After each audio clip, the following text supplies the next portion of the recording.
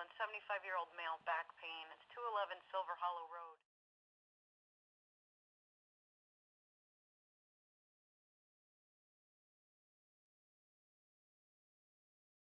Baik, selamat malam Bapak Ibu semua.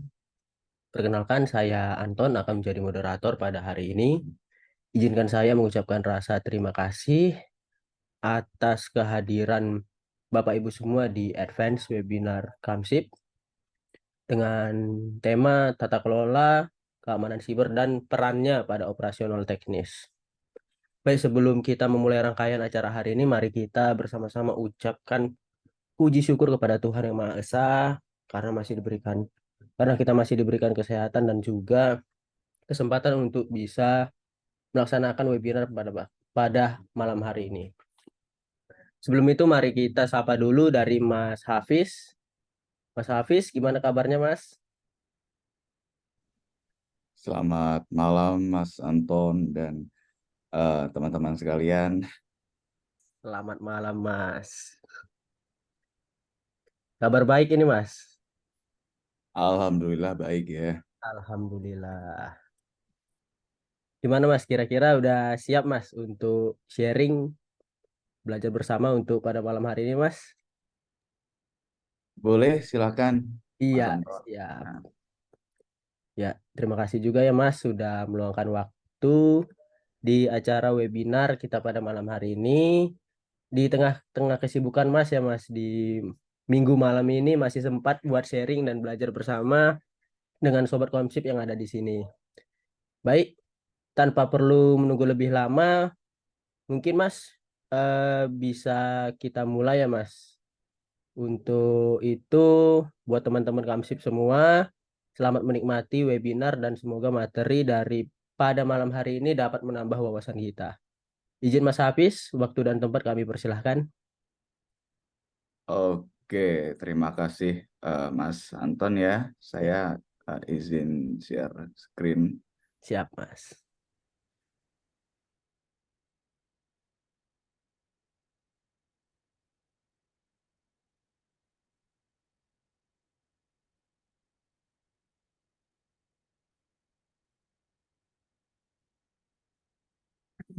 Oke, sudah terlihat belum ya slide-nya ya?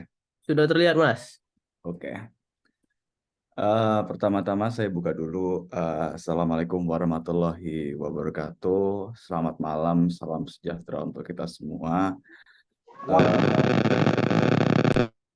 Terima kasih atas kesempatannya ya dan antusiasme dari teman-teman sekalian sudah berkenan untuk hadir dalam ya sharing session ya, lebih ke arah sharing session. Jadi membahas tentang cyber security governance atau tata kelola keamanan cyber serta gimana sih dia kaitannya dengan kegiatan-kegiatan operasional di keamanan cyber gitu ya.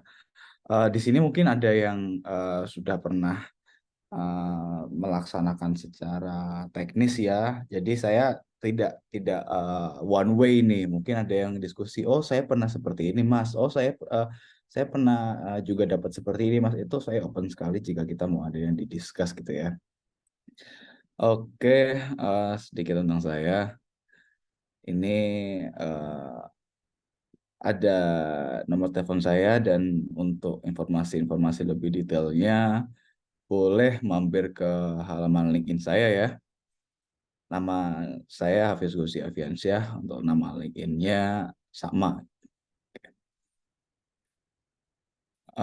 Oke, bergerak ke pendahuluan ya, supaya kita dapat general pemahaman mengenai cyber security. Jadi kita berada di pemahaman yang sama tentang cyber security. Jadi cyber security itu apa sih? Cyber security itu adalah praktik untuk melindungi sistem, jaringan, dan program dari serangan digital. Ya, dilindungi dari apa? Dilindungi dari ancaman-ancaman yang mengancam ada 3 aspek, yaitu kerahasiaan atau confidentiality, keutuhan atau integrity, dan ketersediaan atau availability ya. Jika kita sudah pernah sudah pernah dengar sebelumnya tentang keamanan informasi. Jadi 3 aspek itu adalah hal yang dilindungi atau hal yang menjadi fokus utama dalam penerapan keamanan cyber. Kenapa harus dilindungi? Karena tujuannya umumnya ya, serangan keamanan cyber itu adalah untuk mengakses, mengubah, atau menghancurkan informasi sensitif, kemudian melakukan ransom atau pemerasan, dan mengganggu proses bisnis secara keseluruhan. Jadi dari tadi kalau misalnya informasi itu kita mendapatkan serangan misalnya, dari kita punya sistem informasi, kemudian diserang lah, simpelnya seperti di DOS lah. Kan sebenarnya tidak ada data yang terganggu ya, hanya saja sistemnya tidak bisa diakses gitu. Tapi itu kan terganggu mengenai ketersediaannya, sehingga pada saat dibutuhkan ketersediaan informasi itu tidak dapat dipenuhi, sehingga informasi tersebut menjadi meaningless ya. Kalau sudah meaningless berarti proses bisnisnya terganggu gitu. Yang harusnya misalnya kalau katakanlah administrasi harusnya selesainya 1 jam, mundur menjadi 2 jam gitu. Itu kan akan menjadi efek berantai gitu dari serangan-serangan yang terlihatnya simple ya. Oke, kita move on ke berikutnya.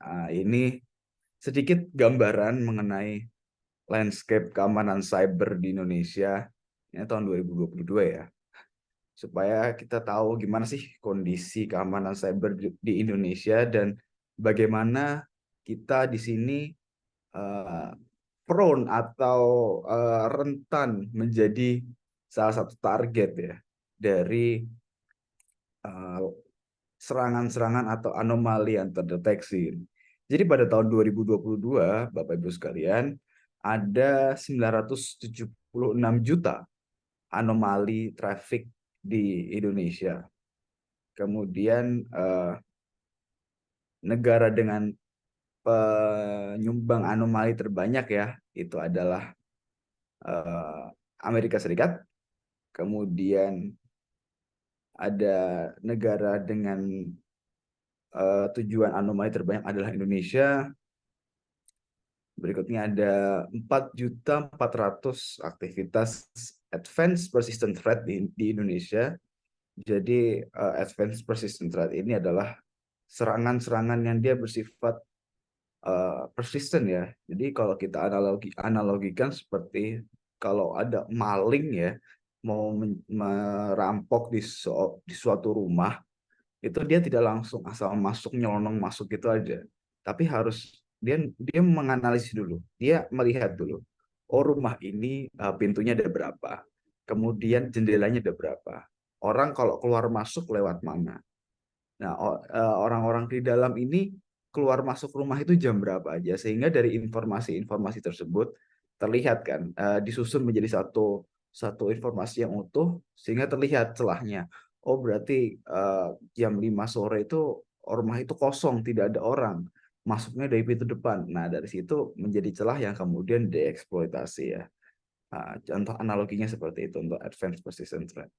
Dan ada 2.340 kasus web defacement serta 427 instansi terdampak darknet exposure, di mana data-data yang harusnya terbatas ya, sifatnya terbatas, tapi malah bisa ditemukan ya, baik itu secara berbayar maupun secara tidak berbayar di darknet.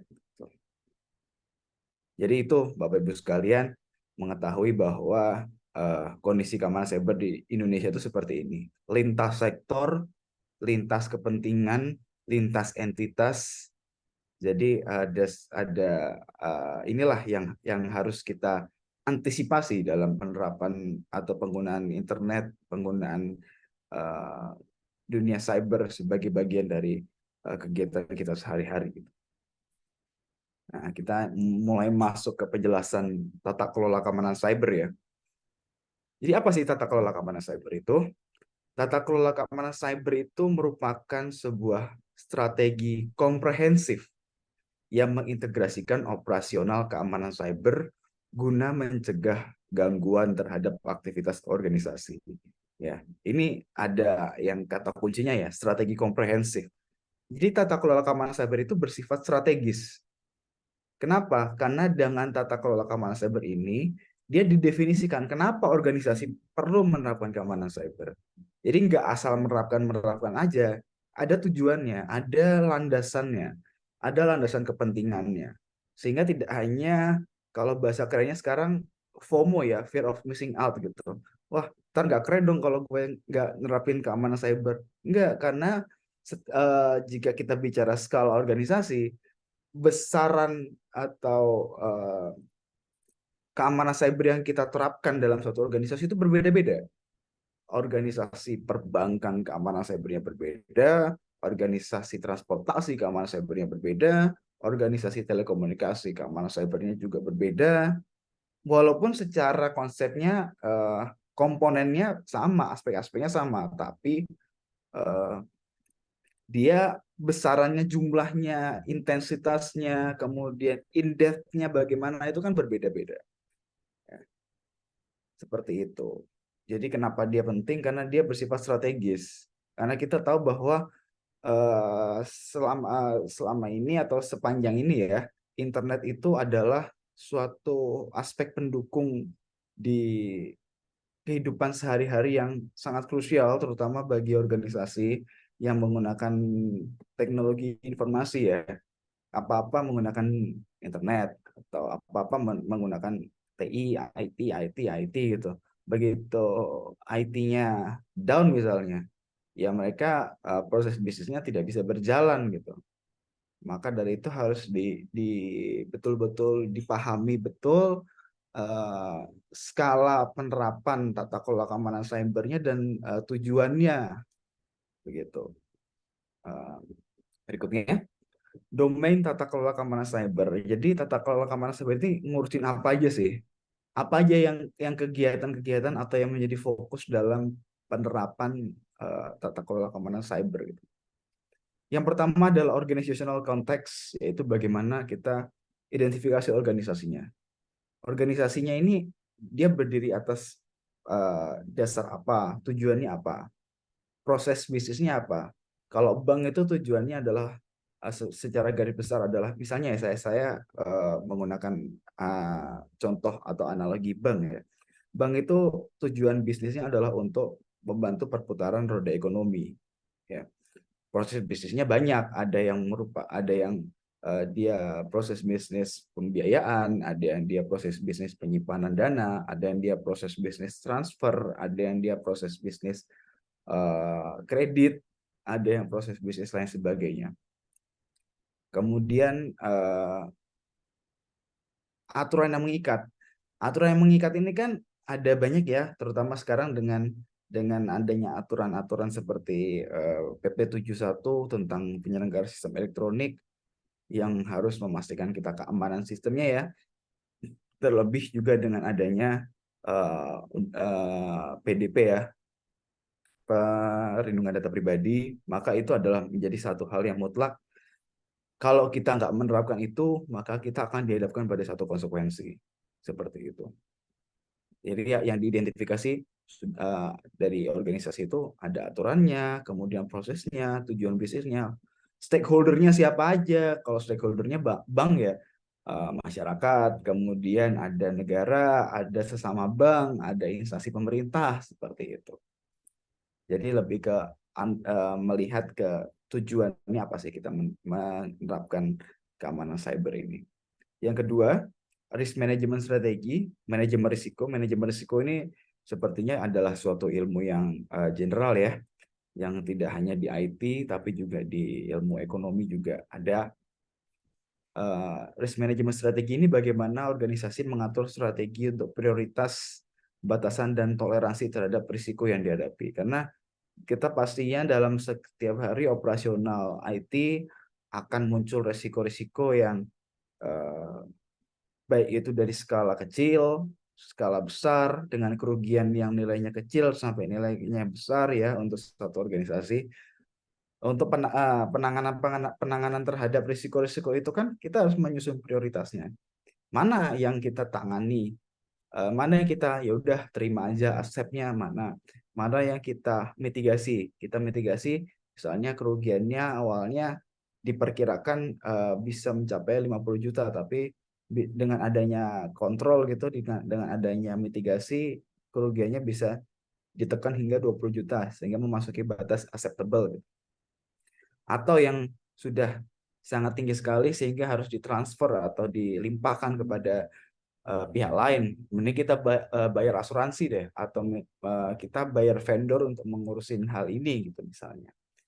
Jadi dari risk management strategi itu terlihat postur-postur possibility akan exposure dari aset-aset yang dimiliki oleh organisasi terhadap serangan-serangan keamanan cyber gitu ya.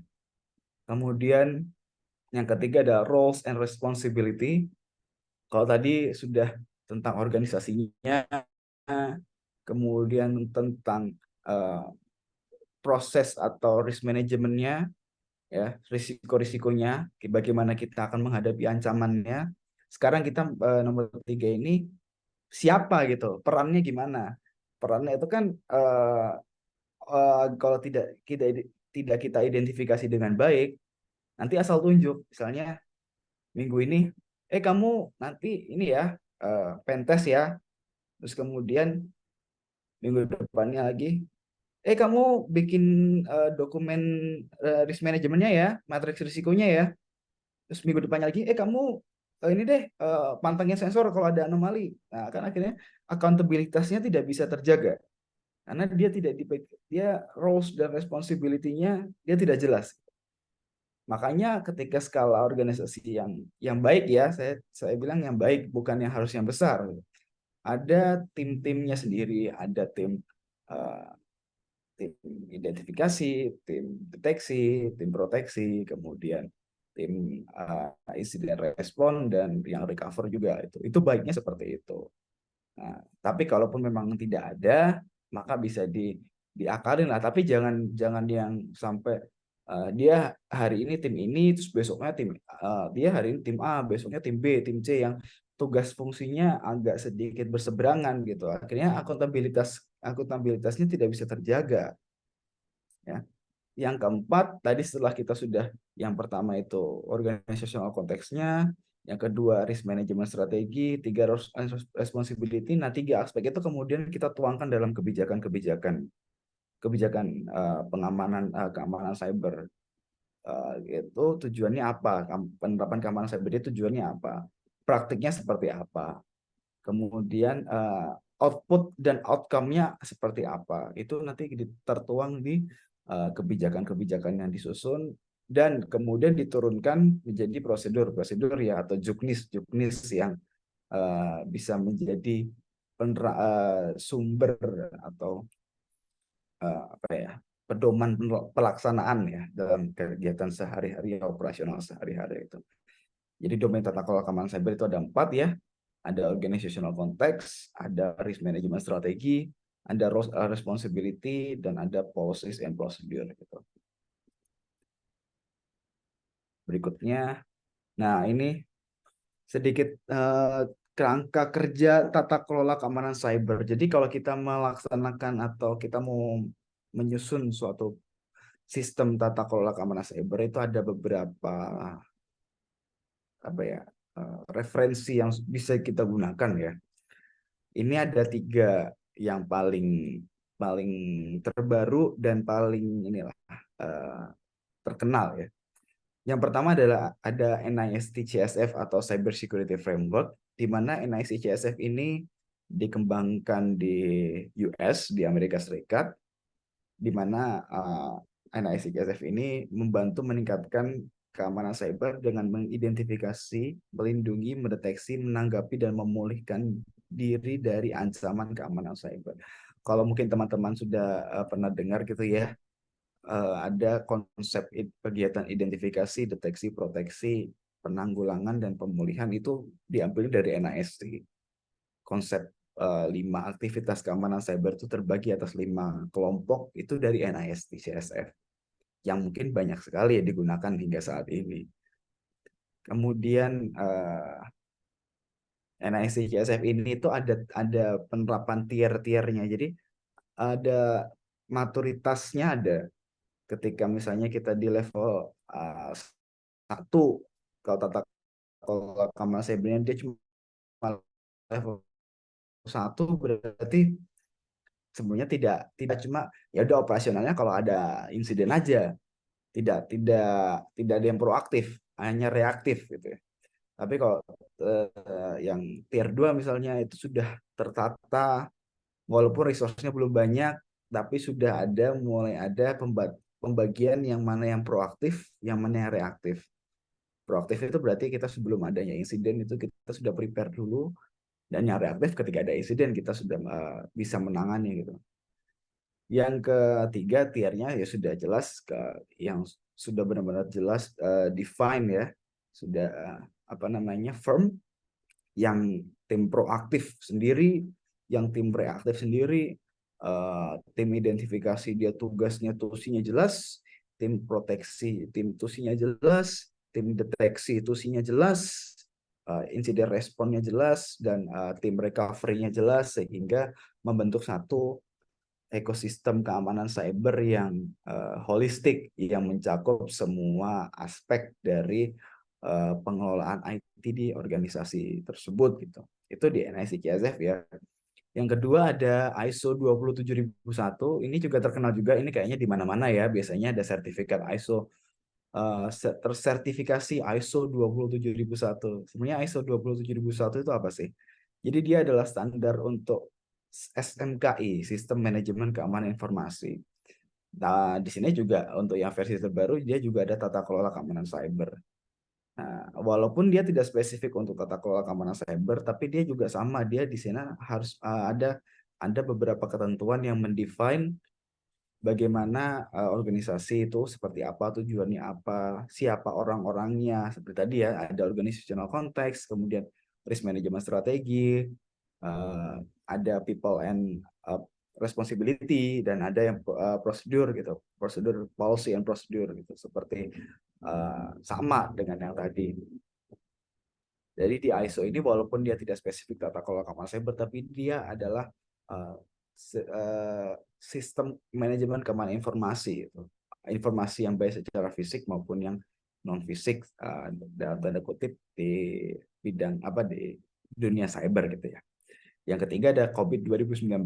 Nah, walaupun ini COVID 2019 ini sebenarnya adalah kerangka kerja untuk tata kelola IT secara keseluruhan ya. Jadi tidak hanya keamanan aja, juga bagaimana suatu sistem IT itu dapat memenuhi kebutuhan yang sesuai dengan organisasi. Misalnya organisasinya atau perusahaannya skalanya cuma ya skala antar kota lah, pegawainya cuma 50 orang, tapi mau pakai data centernya udah kayak Google gitu kan, nggak mungkin gitu ya.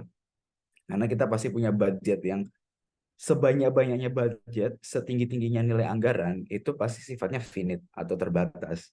Sehingga kita pasti harus menerapkan tata kelola untuk mengoptimalkan itu.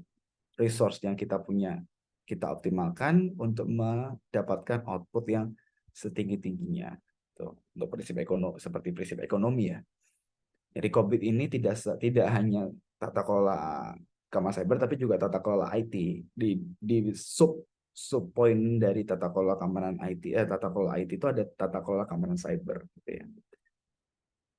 Jadi itu teman-teman ada 3 contoh kerangka kerja untuk tata kelola keamanan cyber yang bisa diterapkan di organisasi gitu ya. Nah, kita masuk ke operasi keamanan cyber. Ini saya yang ambilnya dari NIST CSF ya. Ada identifikasi, deteksi, proteksi, penanggulangan, dan pemulihan. Mungkin sudah ada yang ini ya, sudah ada yang lebih paham mungkin karena melaksanakan salah satu fungsi, mungkin di bidangnya teman-teman, salah satu dari teman-teman bidangnya melaksanakan salah satu fungsi dari 5 ini ya. Tapi saya menjelaskan saja. Ada fungsi pertama identifikasi, yaitu sebenarnya bagaimana sih pemahaman menyeluruh tentang aset, data, dan operasional yang relevan dalam organisasi untuk aset penting dan baik fisik maupun digital yang harus dilindungi. Jadi aset itu kan aset itu tidak hanya informasi saja, tapi sistem informasi, kemudian misalnya infrastruktur fisik, itu kan aset ya. Jadi itu harus diidentifikasi, karena itu pasti akan memiliki kerentanan, akan memiliki vulnerability, yang mana ketika dieksploitasi, maka aset itu akan menjadi terganggu. Baik itu terganggunya dia hanya rusak, rusak dapat diperbaiki, atau rusak tidak dapat diperbaiki. Kalau sudah terjadi seperti itu kan, berarti nilai asetnya sudah tidak memberikan nilai guna, kan ya. Tidak dapat memberikan sumbangsi terhadap proses bisnis, yang pasti akan membuat proses bisnis tersebut cacat gitu ya. Jadi harus diidentifikasi. Adanya vulnerability itu diidentifikasi agar apa? Agar kita bisa mempersiapkan mitigasinya seperti apa. Kemudian yang kedua, operasi deteksi. Jadi ini kalau yang tadi identifikasi contohnya seperti VA ya, vulnerability assessment, pentest gitu. Itu contoh kegiatannya. Untuk yang deteksi, kemampuan organisasi secara aktif mengidentifikasi, mendeteksi, dan mengatasi ancaman keamanan cyber yang mungkin sedang atau telah terjadi. Jadi ini lebih ke ini ya, monitoring anomali, monitoring log dan sensor gitu. Jadi adanya anomali, ya anomali apa dalam satu periode, atau kemudian tiba-tiba muncul alert nih, divalidasi jadi alert, oh ada terindikasi pada aset A ada serangan Lockbit misalnya, kemudian kita validasi dengan kita telusuri. Nah, dari situ kan kita melaksanakan operasi deteksi. Kemudian yang ketiga, proteksi. Proteksi ini penerapan langkah-langkah yang bertujuan untuk mencegah serangan atau insiden keamanan cyber yang berpotensi untuk merugikan organisasi. Jadi lebih ke hardening ya, ke hardening. Jadi sistem yang ada vulnerability atau misalnya masih bawaan pabrik, kemudian kita hardening dengan ada guidance yang bisa kita gunakan gitu ya. Kemudian penanggulangan ini insiden respon gitu ya. Jadi ketika ada insiden, bagaimana kita mengcontain insiden tersebut, kemudian mengambil tindakan, responnya seperti apa agar insiden ini tidak menyebar, kerugiannya juga tidak semakin meningkat, karena kita kalau kita berbicara insiden respon itu kan kita marching against time atau kita berpacu dengan waktu. Semakin lama kita menangani insiden tersebut, kerugiannya pasti akan semakin banyak gitu ya. Nah, itu harus berpacu dengan waktu. Itu adalah tim insiden respon biasanya ya. Kemudian yang kelima, pemulihan atau recovery. Jadi setelah ada insiden, sudah ditanggulangi, sudah di-eradicate lah, threat-nya ini sudah di-eradicate, sudah dihapus, sudah dihilangkan. Berikutnya kita melakukan pemulihan dari backup yang ada agar sistem itu berjalan seperti normal lagi, seperti sebelum terjadi insiden gitu ya.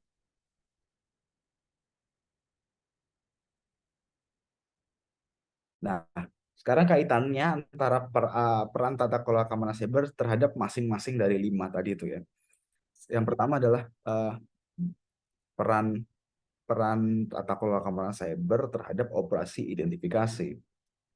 Tata kelola keamanan cyber membantu organisasi dalam mengidentifikasi aset kritis, kerentanan potensial, dan ancaman yang mungkin dihadapi. Hal ini dilakukan melalui proses pemetaan infrastruktur, analisis risiko, dan penetapan kebijakan keamanan yang sesuai gitu.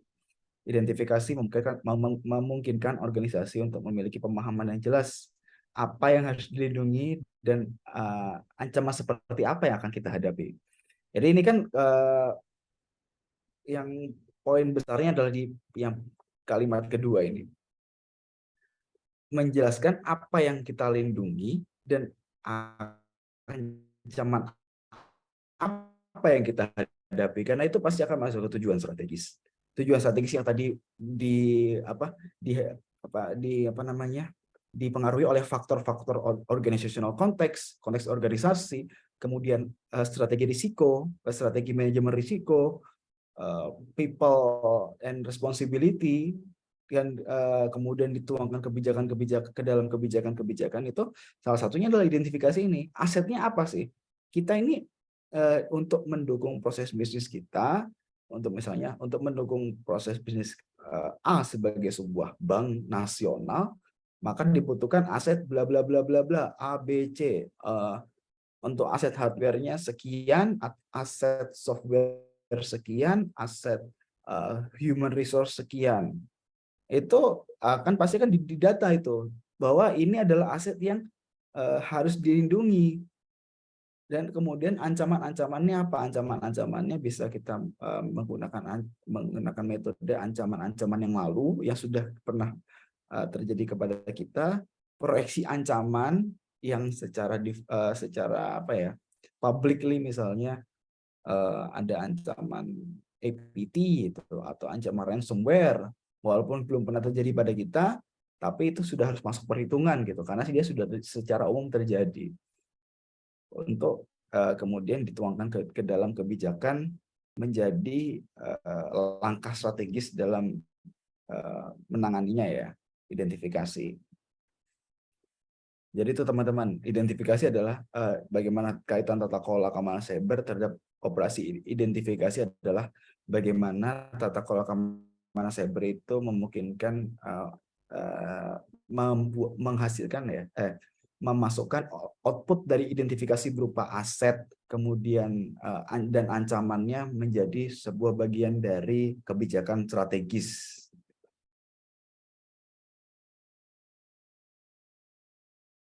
Kemudian yang kedua adalah peran tata kelola keamanan cyber terhadap operasi deteksi. Tata kelola keamanan cyber memastikan bahwa organisasi memiliki sistem dan teknologi yang tepat untuk mendeteksi ancaman keamanan secara cepat dan akuratnya. Melibatkan penggunaan alat dan teknologi untuk mengawasi aktivitas jaringan dan sistem secara terus-menerus sehingga insiden keamanan segera dapat terdeteksi atau teridentifikasi. Jadi perannya bagaimana? Perannya adalah bagaimana organisasi itu secara 24/7 dia aware, tidak buta ya, tidak buta terhadap ancaman-ancaman, tidak buta terhadap percobaan-percobaan serangan untuk ke dalam organisasi, baik ke dalam maupun baik yang dari luar ke dalam maupun yang dari dalam, sama-sama di dalam gitu ya.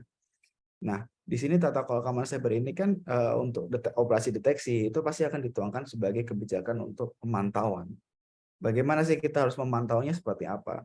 Apakah sangat apa namanya, sangat butuh sekali sehingga kita harus membuat sistem shifting ya pekerjaannya karena skalanya besar misalnya, atau ya karena masih bisa tercover apa ya, 1 atau 2 orang ya kita seperti reguler aja, cuma kita setiap hari menganalisis log gitu, memprioritaskan lognya mana yang log dari alert itu, log dari sensor itu mana sih yang prioritas, yang mana kemudian untuk apa namanya, diambil tindak lanjutnya gitu ya. Jadi peran secara garis besar, peran tata kelola keamanan cyber terhadap operasi deteksi adalah bagaimana bagaimana tata kelola keamanan cyber ini menghasilkan membuat operasi deteksi menciptakan output berupa hasil pemantauan yang dapat digunakan sebagai dasar pertimbangan atau dasar perhitungan kebijakan strategis dalam penerapan keamanan cyber di satu organisasi. Karena kita untuk mengetahui surroundings kita, keamanan cyber di sekitar kita, kalau kita nggak punya mata, jadi operasi deteksi itu kan seperti mata ya, maka kita akan kelimpungan atau kita akan kesulitan. Berikutnya adalah peran tata kelola keamanan cyber terhadap operasi proteksi. Jadi operasi proteksi ini, ulangi, tata kelola keamanan cyber ini membantu dalam mengimplementasikan kebijakan keamanan, akses kontrol, kemudian traffic monitoring jaringan dan penerapan firewall serta penerapan pengaman lainnya sehingga dapat mengurangi peluang serangan itu sukses atau berhasil dan melindungi sistem dari ancaman untuk mengganggu operasional organisasi.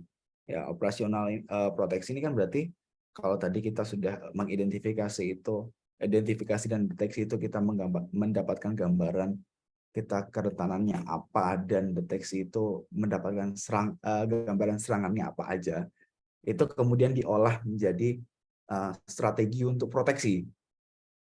Proteksi itu berarti kan karena ada vulnerability A, kemudian ada terdeteksi serangan yang bisa mengeksploitasi vulnerability A, kita harus menerapkan kebijakan untuk proteksi terhadap serangan A gitu. Jadi hasilnya ada inputan dari dua proses sebelumnya, kemudian dimasukkan menjadi output dari dua proses sebelumnya, kemudian dimasukkan jadi inputan untuk proses operasi proteksi. Seperti itu. Berikutnya ada peran tata kelola keamanan cyber terhadap operasi penanggulangan atau insiden respon ya. Jika upaya proteksi tidak berhasil menghentikan ancaman, maka penanggulangan atau insiden respon diperlukan untuk merespon dan mengatasi serangan secara cepat dan efektif. Tata kelola keamanan cyber membantu organisasi dalam merancang dan melaksanakan rencana insiden respon yang efisien, termasuk pemadaman serangan ya, atau deeskalasi, kemudian containment supaya insidennya tidak menyebar ke aset-aset lainnya, pemulihan sistem dan analisis pasca insiden untuk memahami penyebab dan mencegah terulangnya serangan serupa.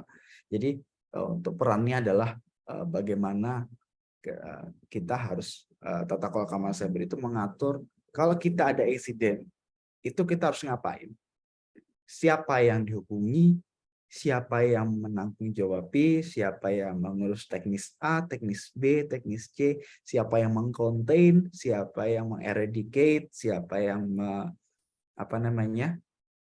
siapa yang membuat lesson learn-nya, seperti itu. Jadi bentuknya apa? Bentuknya kebijakan strategis lagi gitu. Salah satu poin untuk kebijakan strategis. Gitu. Yang terakhir adalah peran tata kelola keamanan cyber terhadap operasi pemulihan atau recover ya. Tata kelola keamanan cyber membantu organisasi dalam merencanakan dan melaksanakan strategi pemulihan atau backup ya. Jadi backup itu kan tidak hanya kalau kita mungkin karena menggunakan komputer ya, satu sistem yang kecil. Jadi kita backup ya udah asal klik backup, udah backup selesai. Tapi kan ketika kita bilang dalam organisasi skala besar, itu sistem backupnya juga akan berbeda dengan sistem backup kita menggunakan perangkat-perangkat pribadi. Ada backupnya itu yang harus hot site misalnya.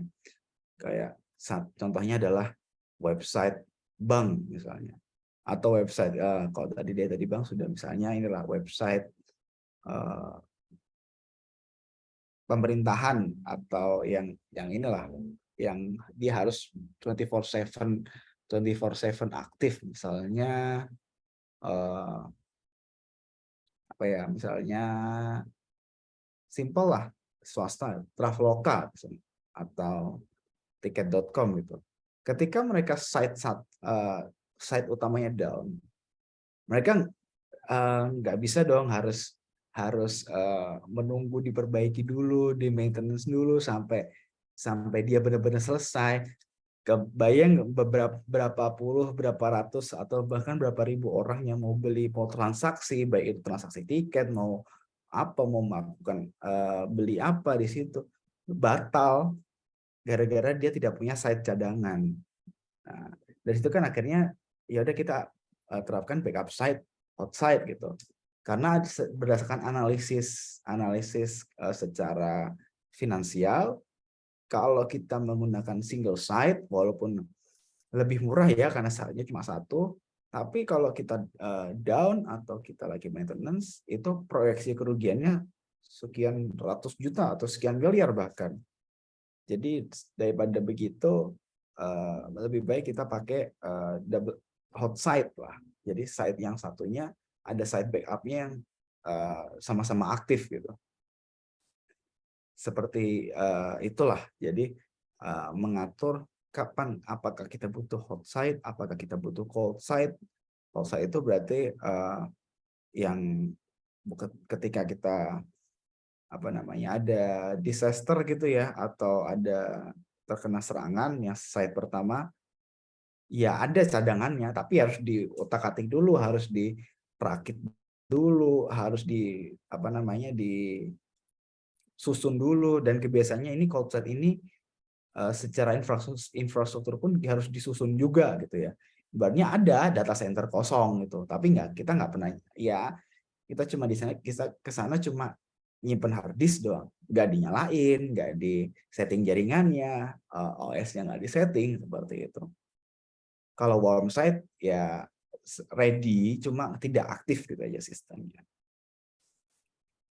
Jadi begitu teman-teman, untuk yang peran tata kelola keamanan cyber terhadap operasi pemurnian adalah bagaimana kita mengatur mengenai perencanaan backup dan recovery dari organisasi, apakah menggunakan hot site, apakah menggunakan warm site, atau menggunakan cold site gitu ya. Jadi ini garis besar kenapa sih tata kelola keamanan cyber itu penting. Yang pertama, tercapai keselarasan antara strategi operasional IT dengan strategi bisnis secara keseluruhan.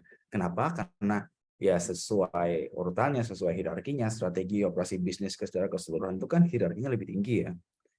Karena tidak semua perusahaan itu menjual layanan IT, ada menjual layanan keuangan, ada menjual layanan jasa, ada yang menjual barang gitu ya. Kalau operasional IT-nya ke kiri, dia strategi bisnisnya ke kanan, atau sebagai contohnya misalnya saya karena saya merasa bahwa organisasi saya ini, misalnya organisasi saya adalah sebuah penyedia jasa layanan pembelian gitu misalnya. Karena anggarannya besar, jadi saya mau untuk yang IT ini mau saya bikin Security Operations Center tingkat nasional yang bisa mendeteksi anomali satu Indonesia. Kan tidak perlu. Kenapa? Karena itu bukan tugas yang fungsinya. Kalau secara pengadaan aja bisa, tapi kan kalau strategi bisnisnya itu kan bukan ke arah ke sana.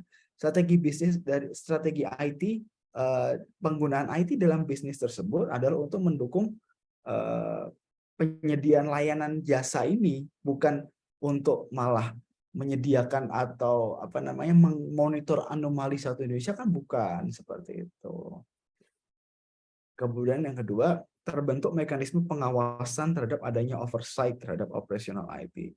Jadi kalau operasional IT-nya semrawut ya, tata kelola keamanan cybernya semrawut, kita nggak tahu nih kira-kira ketika ada insiden atau ketika ada permasalahan di keamanan cyber, itu sebabnya di mana? Kelemahannya kita di mana? Di apa sih, kegiatan apa yang tidak terpenuhi? Apakah dari identifikasinya tidak optimal, atau deteksinya yang tidak oversight, atau misalnya proteksi itu hanya berupa rekomendasi tapi tidak penerapan teknis, atau mungkin isi dan responnya dia terlalu banyak makan waktu dan sebagainya. Kalau kita tidak punya tata kelola keamanan cyber, maka aspek-aspek itu faktor-faktor itu tidak akan ketemu jalan keluarnya gitu ya. Karena pasti kan nggak akan kelihatan gitu. Karena udah begitu ada insiden itu udah kalang kabut. Jangankan mikir untuk hierarki gitu ya. Langsung pokoknya ini yang penting semuanya kita turun tangan untuk menyelesaikan gitu. Tapi begitu begitu kita analisis insiden, sebabnya kenapa ya? Nah, kalau tata kelola keamanan cybernya tidak bagus, itu dia akan akan missing link-nya di situ. Akan terlihat missing link-nya di situ. Yang ketiga, melindungi aset dan data berharga milik organisasi dari dampak ancaman. Jelas ya, seperti tadi ada terutama operasi identifikasi, deteksi, dan proteksi. Yang keempat, menjaga reputasi dan kepercayaan pemangku kepentingan kepada organisasi. Karena kalau kita tidak bisa menjaga informasi yang kita kelola gitu, atau katakanlah Kayak kemarin tuh ada Bjorka gitu ya. Walaupun sebenarnya data-datanya mungkin tidak terlalu signifikan gitu, tapi itu mempengaruhi persepsi masyarakat gitu ya. Kok masa instansi besar tidak bisa mengamankan datanya gitu. Itu yang skala pemerintahan. Yang swasta mungkin impact-nya lebih besar lagi karena mereka kan cari duit gitu. Wah, ada kasus kebobolan data di PT A misalnya. Wah, udahlah besoknya nggak usah kerja sama PT A lagi. Data-datanya nanti bocor. Mereka mengelola insiden seperti itu aja nggak becus, apalagi mengelola transaksi dengan dengan nilai miliaran atau bahkan dengan nilai puluhan miliar gitu kan ya. Jadi reputasinya akan menurun. Nomor 5 terakhir adalah menghadapi ancaman terhadap keamanan cyber yang terus berkembang. Jelas ini karena namanya IT itu terus berkembang, keamanan ancaman itu juga pasti akan terus berkembang. Namanya kita tidak bisa meminimalisir ancaman, ya. Kita tidak bisa menihilkan ancaman, tuh nggak bisa. Itu bukan ranah kita.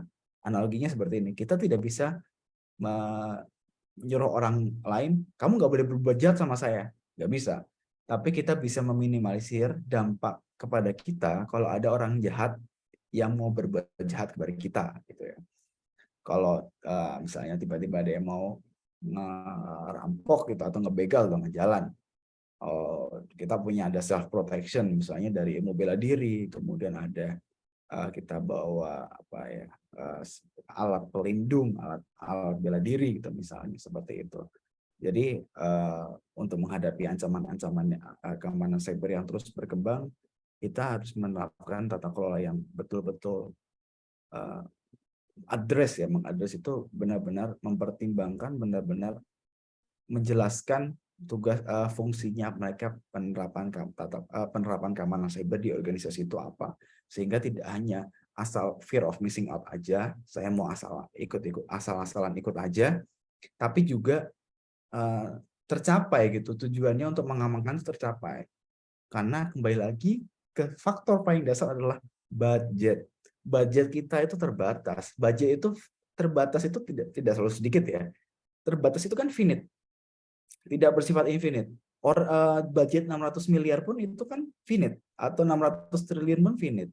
Jadi kalau kita tidak bisa mengelola budgetnya, pasti akan selalu kurang. Pasti dengan budget yang sedemikian rupa kita tidak bisa mencapai hasil yang kita inginkan gitu.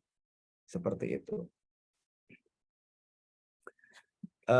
Demikian paparan singkat ya dari yang saya bisa paparkan kepada teman-teman sekalian, Bapak Ibu sekalian. Mungkin jika ada pertanyaan ya, mungkin Mas Anton sesi pertanyaan, sesi tanya jawab berikutnya ya. Iya, siap Mas.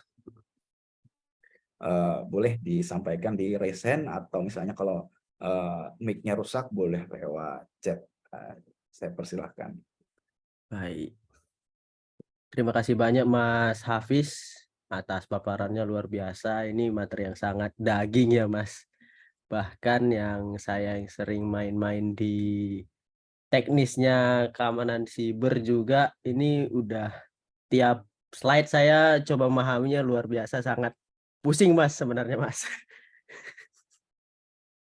Ya, mungkin di bagian selanjutnya kita masuk ke ini ya Mas. Tadi tanya jawab. Mungkin dari teman-teman, dari Bapak Ibu sekalian yang hadir, izin apakah ada yang ingin ditanyakan?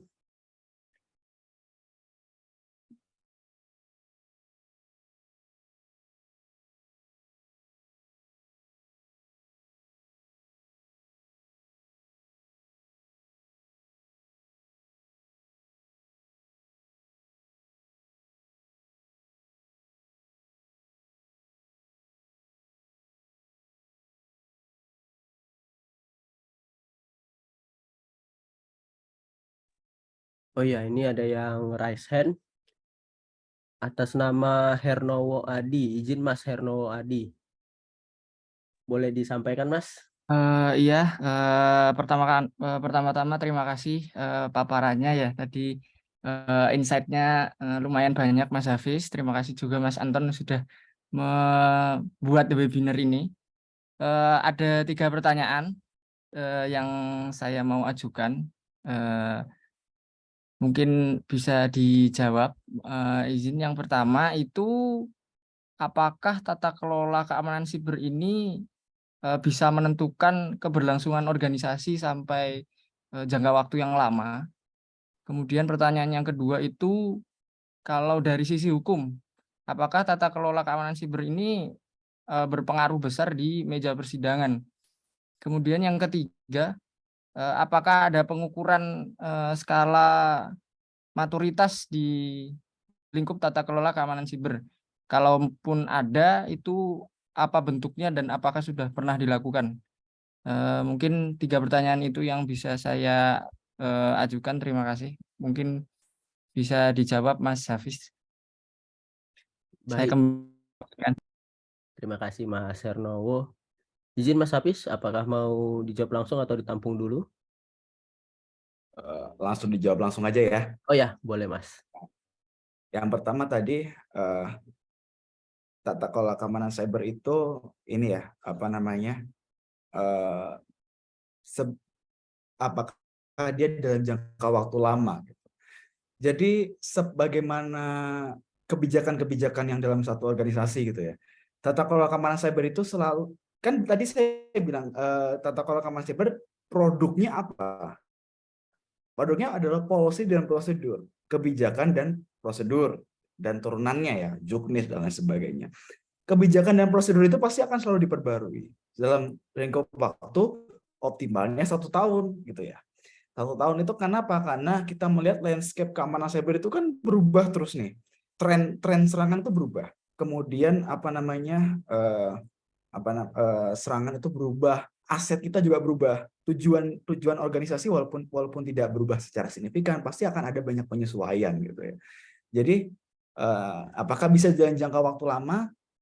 Ya paling lama jika tidak diperbaharui ya. Dan ini juga berdasarkan analisis saya lapangan ya, ada 2-3 kali saya pernah menganalisis itu, paling lama adalah 2-3 tahun.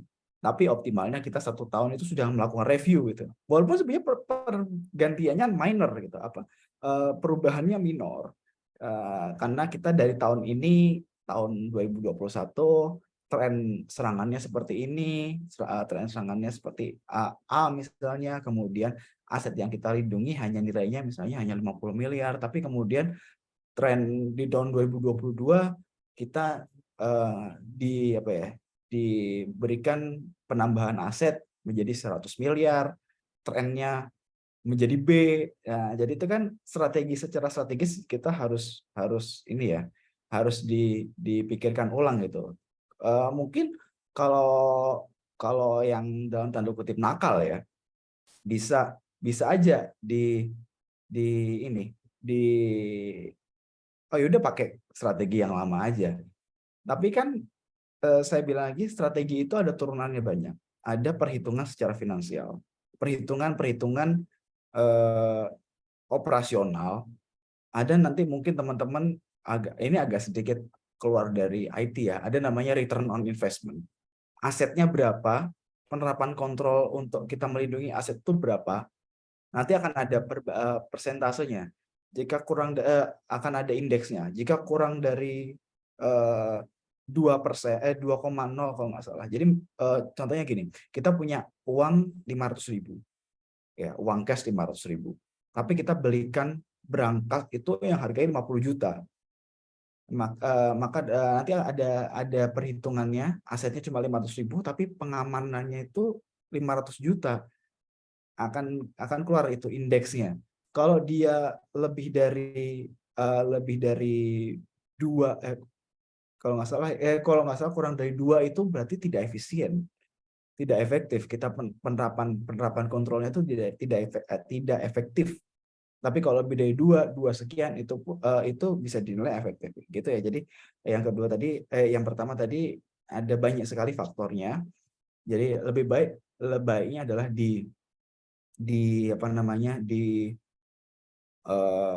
kelola atau diperbaharui selama 1 tahun sekali gitu ya, seperti itu. Kemudian yang kedua tadi di meja persidangan ya. Persidangan ini kan kasusnya banyak gitu ya. Misalnya ada data breach gitu.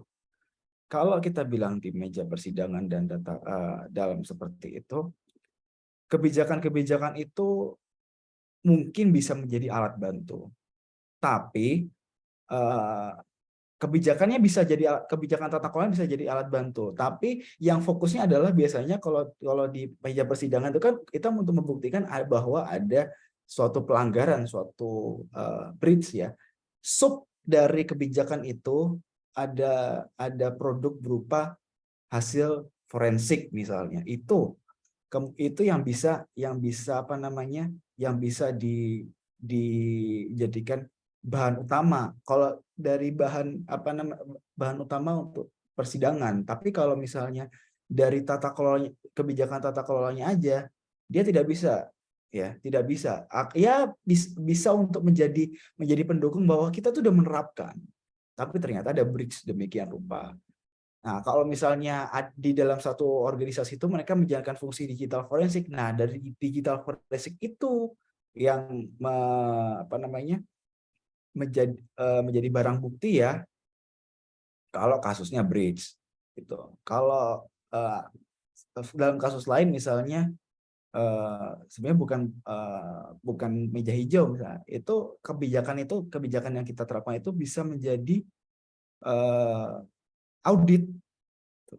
Jadi audit itu kan audit yang baik untuk kita mendapatkan sertifikasi maupun audit dari kepatuhan dari pemerintah. Misalnya dicek nih, organisasi ini sudah menerapkan peraturan ketentuan sesuai dengan PP 71 belum ya tentang penyelenggaraan sistem elektronik, harus punya kebijakan ini, harus punya prosedur ini. Nah, itu kalau nggak ada, itu maka akan jadi temuan, bisa kena kena hukuman, kena sanksi gitu ya. Tapi kalau ada, nah, itu kan akan jadi bukti gitu. Oh, ini loh ada, kita punya kebijakannya ada. Bentuk turunannya, juknisnya pun ada, seperti itu. Terus yang ketiga tadi apa ya? Bisa diulangi? Terkait maturitas, Mas. Oke, oh iya, maturitas ya. Sekarang banyak sekali maturitas keamanan cyber ya. Maturitas keamanan cyber itu sebenarnya bagaimana kita mengelola kegiatan-kegiatan dalam operasi keamanan cyber, yang sebenarnya juga tercantum dalam tata kelola keamanan cyber. Ada seperti ini ya, kalau dari yang secara umum bisa di ini tuh CSM, Cyber Security Maturity, itu adalah suatu indeks untuk melihat ya, mengukur sebenarnya maturitas keamanan cyber itu kita dalam organisasi itu seperti apa. Itu bentuknya jaring laba-laba. Mungkin ada yang sudah pernah melihat gitu ya. Itu untuk yang CSM itu dari BSSN, terus kemudian dari luar ada SOC CMM, ini untuk SOC ya. SOC CMM itu untuk maturitasnya. Ada sebenarnya juga bisa dilakukan audit ya, tapi kalau audit itu dia lebih terpenuhi atau tidak gitu. Jadi lebih binary, 0 atau 1. Kalau tidak terpenuhi dia menjadi temuan, tapi kalau terpenuhi maka dia ya udah terpenuhi gitu. Kalau maturitas kan sebenarnya kita mengukur dari range angka 0 sampai angka 1000 misalnya. Kita ini di angka berapa sih? Dan kita strength point-nya itu di aspek yang apa gitu. Misalnya kalau di CSM itu ya, nanti boleh kalau ada ini saya mungkin akan saya share. CSM itu ketika kita melihat dari 5 perspektif tadi ya, identifikasi, deteksi, proteksi, penanggulangan, dan pemulihan. Kalau kita dibuat jaring laba-laba nih, satu organisasi itu dia kalau di operasi identifikasi itu nilainya 3, udah bagus. Tapi operasi deteksinya cuma 1 karena dia tidak menerapkan pengamanan berupa sensor. Dia hanya mengandalkan antivirus coba. Atau operasi penanggulangan penanggulangannya insiden responnya ngapain? Insiden responnya ya udah kalau ada insiden ya kita semua terjun gitu, tidak ada kebijakan tertulis, tidak ada SOP-nya, tidak ada prosedurnya gitu. Maka nilainya cuma berapa? Cuma 1 atau cuma 2 gitu. Nah, seperti itu. Ada dan sedang diperbaharui mengingat ada beberapa penambahan kriteria untuk operasi keamanan cyber ya. Dari NIST juga ada apa namanya? Ada pertambahan, dari ISO juga ada pertambahan, sehingga nanti aspek-aspek yang dinilai nih, apa namanya, kriteria-kriteria yang dinilai, poin-poin yang dinilai dalam CSM ataupun CMM nanti itu akan mengalami penambahan dan perubahan seperti itu ya. Jadi jawabannya ada apa enggak? Ada. Dan penerapannya seperti apa? Penerapannya boleh ini sebagai contoh gampangnya mungkin ambil yang SOCCMM aja, lebih umum kan, dia lebih mendunia gitu ya. Begitu Mas Hernowo, 3 pertanyaannya ya. Jadi yang pertama tadi yang untuk apakah dia apa namanya bisa jangka waktu lama, bisa, tapi maksimal optimalnya 1 tahun, paling maksimal 2-3 tahun. Yang kedua tadi di meja hijau kalau dalam bukti sebagai barang bukti cybercrime tidak bisa, atau hanya barang bukti pendukung aja bahwa kita menerapkan sistem pengamanan. Tapi kalau dalam proses audit kepatuhan oleh negara, oleh instansi, oleh Kominfo misalnya, itu bisa. Yang ketiga tadi ada untuk cyber security maturity, ada pakai CSM atau secara general SOCCMM seperti itu.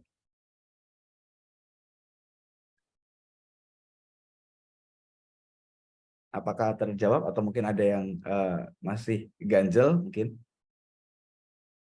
Sudah terjawab Mas, terima kasih. Oke, Mas Anton, ini sepertinya di kolom chat ini juga ada pertanyaan-pertanyaan ya. Udah mulai rame nih di kolom chat, Mas. Rame ya. Ya, Yang mana dulu nih Mas yang kita baca nih Mas? Oke, mungkin yang paling awal Mas. Tapi terima kasih dulu ya Mas Hernowo. Tadi udah bertanya luar biasa, tadi pertanyaannya langsung 3 Mas. Ya, kita ini Mas masuk ke pertanyaan yang ada di kolom chat dari Kak Fitri, dari Mbak Fitri. Kak, izin bertanya, misalkan mau menjadi cyber security skill, apa saja yang harus dikuasai? Gimana itu Mas? Oke, jadi ini agak sedikit miskonsepsi mengenai cyber security itu harus pintar ngoding ya. Yang jelas kayaknya selama saya walaupun ada sekali atau 2 kali berkecimpung di bagian coding atau script gitu ya, tapi itu bukan menjadi core dari cyber security. Cyber security itu yang paling ditekankan adalah pemahaman mengenai proses keamanan cyber secara keseluruhan. Keterkaitan antar proses. Apa kaitannya proses identifikasi dengan deteksi? Apa kaitannya proses deteksi dengan proteksi? Apa kaitannya proses proteksi dengan penanggulangan dan pemulihan? Dari situ kan kita akhirnya paham bahwa di satu ekosistem keamanan cyber itu, walaupun kita terkesannya kita cuma menjalankan proses teknis nih, saya cuma di bidang identifikasi aja. Terus apakah dengan begitu saya tidak perlu memikirkan proses-proses lainnya atau kegiatan lainnya? Nggak bisa, karena apa yang Anda lakukan di situ, apa yang Anda hasilkan di situ menjadi input bagi proses berikutnya. Jadi kalau Anda tidak serius atau Anda tidak berkualitas dalam melakukan kegiatan identifikasi, maka pada saat kegiatan proteksi juga tidak akan berkualitas, karena inputan dari untuk kegiatan proteksi adalah hasil identifikasi ini, gitu. Ya, jadi pola pikirnya adalah seperti itu. Kemudian kalau sekarang kan banyak tools ya, jadi bukan berbasis script lagi, tidak banyak berbasis script lah. tools itu kan tinggal klik-klik aja. Jadi kalau pemahaman menggunakan tools mungkin mudah ya, banyak tutorialnya juga gitu. Tapi yang sangat saya tekankan adalah karena pertanyaannya ini skill apa saja. Skillnya skill itu kan keterampilan ya, keterampilan untuk eksplorasi. Tapi untuk knowledge-nya Anda harus tahu proses itu secara keseluruhan. Walaupun Anda hanya sekedar tahu gitu. Kenapa? Karena itu adalah bekal utama Anda untuk menghasilkan output yang baik, sehingga kalau mata rantainya bagus ya satu, pasti mata rantai lanjutannya itu bagus. Tapi kalau mata rantainya satu jelek, nanti lanjutannya itu jelek, seperti itu. Ya. Jadi kalau skill adalah keterampilan untuk mengeksplorasi, bukan nggak harus mengoprek. Kalau mengoprek mungkin bagus ya, karena mengoprek pasti mengeksplorasi gitu. Mengeksplorasi, oh ini apa sih, tools ini apa, fungsinya apa. Tapi nanti kan sistem penggunaan tools itu seperti apa dalam satu sistem yang lebih besar kan nanti akan ada sendiri gitu ya, akan ada panduannya gitu. Begitu Kak Fitri. Baik, terima kasih Mas Hafiz. Izin Kak Fitri, mungkin apakah sudah cukup? Ya, baik, terima kasih jawabannya. Terima kasih Kak Fitri. Berarti tadi dari ini ya Mas, kita harus tahu helikopter view-nya gitu ya Mas, secara keseluruhan dulu ya Mas, baru kita ambil satu bagian yang mau dalami. Betul. Jadi walaupun tidak harus kita paham betul semua dari prosesnya seperti apa. Mungkin saya juga tidak paham betul. Misalnya saya adalah orang deteksi gitu ya, orang yang di bidang deteksi. Saya tidak paham betul dengan apa yang dilakukan oleh orang identifikasi dan orang proteksi gitu. Saya tidak paham betul, tapi saya tahu apa yang di output mereka yang kemudian dikombinasikan dengan output dari saya. Misalnya saya deteksi berarti kan monitoring gitu ya. Apa yang di output dari saya dikombinasikan dengan output dari identifikasi akan menjadi inputan untuk proteksi atau menjadi inputan untuk insiden respon gitu. Jadi keterkaitan ya, seperti itu Mas. Baik, siap, terima kasih Mas. Oke Mas, kita izin ini ya Mas, lanjut ke pertanyaan berikutnya dari Mas Gilang. Kak, izin bertanya, ada nggak sih Kak tempat course online yang rekomen untuk belajar cyber security? Mungkin ada rekomendasi yang mengajarkan cyber security dari nol Kak? Gitu Mas. Oke, cyber security dari nol ya. Sebenarnya sih banyak ya, kayak seperti di Coursera, kemudian ada juga beberapa Udemy itu juga bagus juga. Tapi yang harus teman-teman tahu adalah cyber security itu kadang-kadang kalau untuk pemula itu diambilnya dari banyak perspektif. Kalau dari saya sukanya dari atas dulu, dari benar-benar general view dari cyber security itu apa. Kadang-kadang kalau cyber security langsung kan dia ditembaknya adalah atau mungkin supaya menarik gitu ya. Oh, pen testing. Oh, SOC analis. Oh, ini insiden respon. Kadang-kadang untuk orang awam itu ya mereka akhirnya hanya paham, hanya interest di bagian itu saja. Tapi tidak mengetahui proses itu secara keseluruhan. Jadi buat Mas Gilang ya, saya ini ada kalau nggak salah di Google Academy apa ya, kalau nggak salah ya namanya Google Academy, itu ada training course dari BSSN gratis kalau nggak salah, bersama dengan Google. Kalau Google itu tentang data analis, kalau dari BSSN itu tentang cyber security. Itu boleh banget dicoba itu Mas, boleh banget dilihat, diikuti course-nya. Yang saya kira itu sebagai gambaran untuk orang-orang yang saya percaya pasti Mas Gilang ini walaupun awam di keamanan cyber, tapi masalah internet tidak awam-awam banget kan ya, karena kita rata-rata sekarang apa-apa pakai internet gitu. Itu boleh dicoba Mas. Google Academy apa ya kalau nggak salah, saya lupa namanya itu. Begitu Mas. Baik, terima kasih Mas Hafiz. Ya, terima kasih Mas Gilang. Oke, kita ke berikutnya Mas dari Kak Raihan Apriandi. Kak izin bertanya, apakah persentase lowongan kerja di cybersecurity lebih luas dibandingkan bidang IT lainnya, Kak? Terima kasih. Ini pembahasan yang menarik ya. Kalau persentase lowongan kerja itu kan kita berkaitan dengan okupasi ya. Jadi ada namanya peta okupasi nasional keamanan cyber yang mendeskripsikan detail-detail pekerjaan keamanan cyber di keamanan cyber itu apa aja sih? Kalau kita tahunya mungkin SOC analis, kemudian analis level 1, analis level 2, analis level 3, pen tester, kemudian ya insiden respon gitu ya.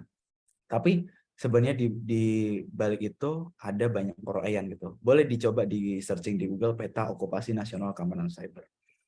Nah, dari situ kan berarti kita itu ada suatu bukti bahwa lapangan kerja di bidang keamanan cyber itu banyak. Banyak tapi rata-rata menuntut untuk yang sudah berexperience gitu ya, paling minim 1 atau 2 tahun. Nah, untuk menyiasati hal tersebut, maka saya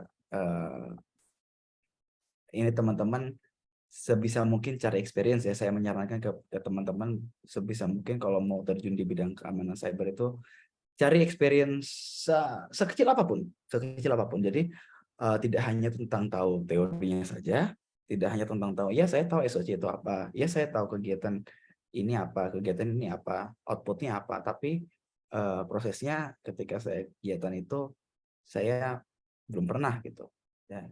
Jadi jangan sampai seperti itu. Karena bagi Kak Rehan ya, cyber security itu kan sub dari IT. Ilmunya lebih spesifik. Dan kalau kita bilang ilmu lebih spesifik itu kan lebih mahal ya, kalau value-nya lebih mahal daripada orang IT. Namanya orang IT itu orang IT biasa, ya dia IT. Tapi kalau orang cyber security, dia belajar IT, dia belajar dia belajar security-nya juga gitu. Jadi ada nilai plus di situ. Ya, kalau mau cari lowongan kerja untuk keamanan cyber, boleh di ini dulu lah, ditentukan dulu saya bidangnya apa, dicari boleh di peta okupasi nasional keamanan cyber yang saya katakan tadi, atau mungkin Kak Rehan ini sudah punya gambaran, oh saya mau jadi SOC analis, atau saya mau jadi digital forensik gitu, oh saya mau jadi apa, pen tester, seperti itu Kak.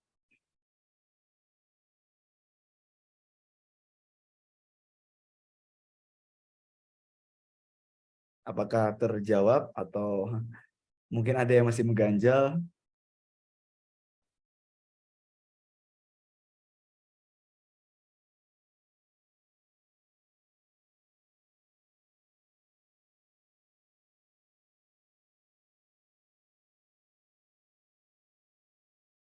Ya, baik. Terima kasih Mas Hafiz. Sambil nunggu ini tanggapan dari Kak Raihan, mungkin kita boleh lanjut ke ini ya Mas. Pertanyaan berikutnya. Boleh. Ya, siap. Dari Mas Rifki Nurfuadi. Ini Mas pertanyaannya. Untuk belajar cybersecurity, bahasa pemrograman apa yang harus dipelajari untuk pemula yang ingin berkecimpung di dunia keamanan siber? Tentang bahasa pemrograman nih Mas, izin.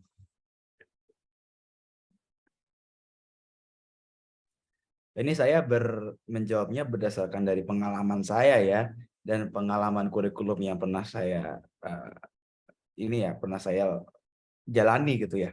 Baik Mas. Pemrograman yang paling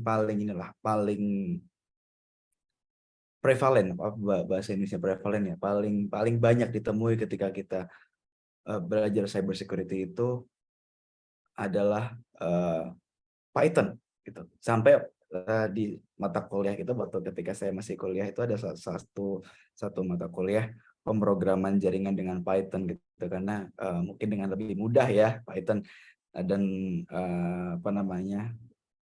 untuk sistem-sistem yang berhubungan dengan untuk misalnya terminal base gitu ya, itu lebih gampang pakai Python. Begitu Mas Rifki, bisa diasah di kemampuannya di Python. Tapi mungkin juga ada pemrograman lainnya. Bash itu pengetahuan tentang itu juga ini ya, juga apa namanya penting. Atau untuk kita misalnya kan ada tuh tools yang dia base-nya itu apa namanya, base-nya adalah terminal base, tapi kita mau bikin GUI-nya gitu, itu bisa pakai apa namanya HTML atau pakai PHP gitu, seperti itu sih Mas Rifki. Semoga bisa menjawab ya. Jadi jawabannya yang paling harus dipelajari Python gitu, saya bilang dari pengalaman ya, seperti itu. Baik, terima kasih Mas Hafiz. Berarti Python ya Mas.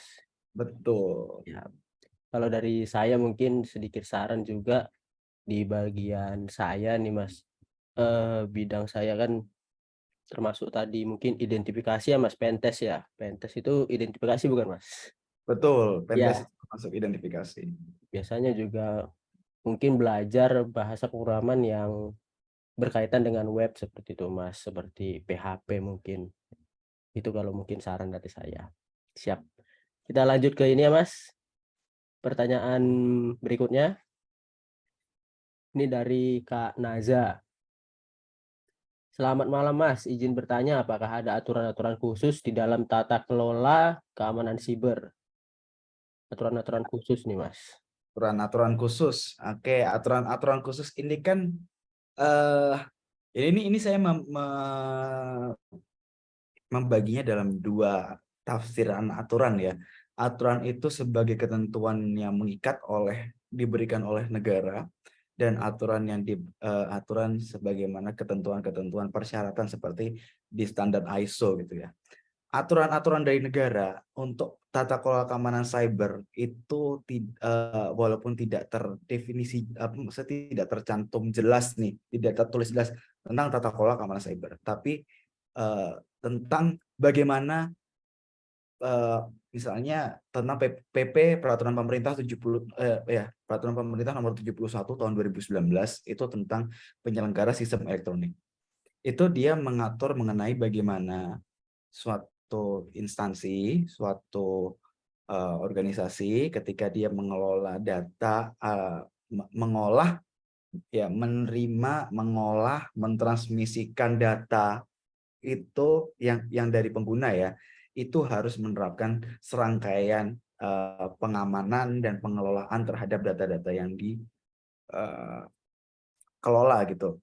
Jadi itu bentuk aturan yang mengikat ya, secara apa namanya, secara konstitusional, kalau saya bilang bahasa pemerintahnya konstitusional. Tapi kalau apa namanya, kalau yang tentang aturan mengikat untuk requirements, itu seperti ISO 27001. Karena ISO 27001 itu kan mengikat, dia semua poin A sampai Z. Kalau di apa kan sebenarnya subbab di ISO itu, nama subbabnya itu aneksnya itu aneks A sampai aneks Z itu harus terpenuhi semua. Kalau ada mau satu yang tidak terpenuhi, itu harus dengan alasan yang jelas. Misalnya gini, ada organisasi yang mereka nirlaba gitu ya, mereka tidak membuat portal pembayaran, tapi di salah satu aneks itu ada poin penerapan pengamanan terhadap portal pembayaran. Karena tidak bisa di-apply kan, karena tidak ada portal pembayaran di sana, mereka tidak menerima pembayaran gitu. Maka itu bisa di exempt. Namanya ada statement of applicability atau SOA. Yang lainnya harus terpenuhi. Kalau nggak terpenuhi, ya nggak bisa asal ini nggak terpenuhi, gue nggak mau pakai inilah, nggak bisa. Yang ada jadi temuan gitu. Seperti itu kira Kak, siapa tadi ya, Naza ya. Jadi secara peraturan dari negara ada, contoh simpelnya adalah UU PDP dan peraturan pemerintah nomor 71, di mana mereka harus ya secara jelas menyatakan bahwa harus adanya pengelolaan pengelolaan informasi-informasi yang diterima, diolah dan ditransmisikan itu harus dengan baik gitu ya. Informasi-informasi ini kan juga mencakup infrastrukturnya ya. Seperti itu, Kak. Atau terjawab atau mungkin ada yang mau ditanyakan lagi? Baik, terima kasih Mas. Berarti tadi dari juga peraturan di kita, itu undang-undang ataupun pemerintah ataupun aturan turunan lainnya, dan juga ISO ya kalau internasionalnya gitu ya Mas. Betul. Jadi kalau ini tadi Kak Nazari bilang reliabilitasnya kembali ke instansi. Kan kalau instansi itu kan mengikat ya. Eh, apa namanya? Kalau kita sudah bilang peraturan dari negara itu mengikat. Siapapun yang teridentifikasi sebagai penyelenggara sistem elektronik yang masuk dalam kriterianya, ya itu wajib untuk melaksanakan ketentuan-ketentuan dalam peraturan tersebut. Seperti itu. Tidak ada exemption gitu. Tapi kalau yang tadi kan saya kan agak multitafsir tuh dari Kanaza tuh. Kalau yang peraturan yang bersifat dari negara yaitu PP 71 itu sama UU PDP. Mengikat kan, kalau nggak menerapkan akan ada konsekuensinya. Tapi kalau misalnya dari peraturan-peraturan yang ketentuan penerapannya sejauh ini tidak didetailkan seperti itu. Kalau ISO kan requirement ya, persyaratan, bukan persyaratan, lebih ke arah persyaratan. Begitu kan Nazar. Baik, ya terima kasih juga Kak Naza. Izin Mas Hafiz kita lanjut ya Mas ke pertanyaan berikutnya. Oke. Iya, ini dari Mas Haryo Bimo. Kak izin bertanya, apa risiko terbesar menjadi seorang cyber security? Tentang risiko nih Mas. Risiko terbesar menjadi seorang cyber security. Wah, gimana ya? Jadi risiko terbesar seorang cyber security itu adalah kita dituntut untuk memahami proses cyber security secara utuh. Seperti tadi yang sudah bolak-balik saya sampaikan. Kenapa? Karena ketika kita tidak bisa menelaah atau mengerti proses itu secara keseluruhan, maka kita akan terbentuk ego sektoral gitu ya. Kalau ego sektoral ke sektor ya, kalau ini lebih ke yang identifikasi ya maunya dia jalan sendiri, mungkin dia merasa yang paling penting dari 5 kegiatan paling penting. Atau kalau deteksi, wah lu kalau nggak ada gue lu nggak tahu ada anomali apa aja, misalnya seperti itu. Kita harus memiliki pemahaman bahwa proses itu mengalir seperti air yang tidak bisa satu bidang lebih tinggi daripada lainnya, karena nanti akan mandek di situ. Kalau tiba-tiba incident respon saya paling tinggi, akan stuck ini prosesnya. Dia tidak akan bisa berjalan dengan optimal seperti itu. Ya tadi ya risikonya harus belajar banyak gitu ya, harus belajar mengerti proses secara keseluruhan. Tapi ini adalah saya bilang risiko apakah ini risiko positif atau risiko negatif itu tergantung bagaimana kita menyikapinya ya. Tapi kalau bagi saya sih ini adalah suatu risiko positif. Kenapa? Karena dari sini kita diajarkan bagaimana kita helikopter view atas satu aspek gitu ya.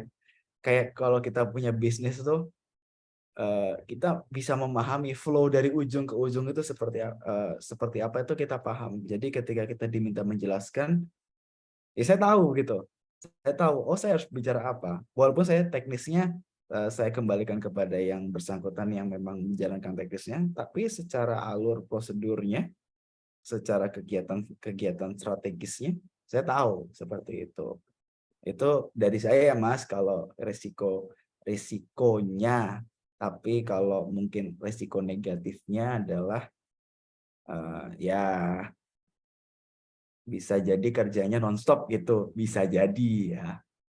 Karena cyber security itu kan tidak tidur malam ya. Karena malah kadang-kadang malam itu banyak banget yang malah anomali atau kerjaan-kerjaan yang harus diselesaikan gitu. Terutama bentuknya karena habis kita ngerjakan bentuk laporan gitu ya, teknis jalan, laporan jalan, Seperti itu, Mas Bimo. Mungkin terjawab atau mungkin ada yang masih ditanyakan lagi?